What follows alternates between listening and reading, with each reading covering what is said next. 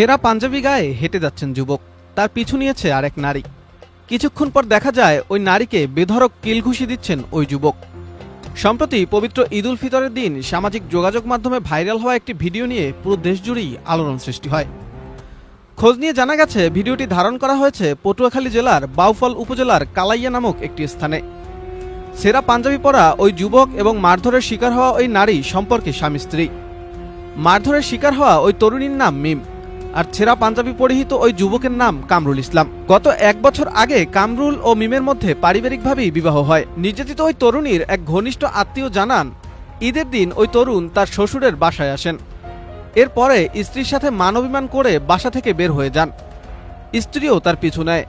এক পর্যায়ে রাস্তায় বসে তাদের মধ্যে মারামারি ও ধস্তাধস্তির ঘটনা ঘটে। সামাজিক যোগাযোগের যে একটি ভিডিও ভাইরাল হয়েছে, যে স্বামী স্ত্রীর যে একটা কথোপকথন, মানে হাতাহাতির যে একটা হয়েছে,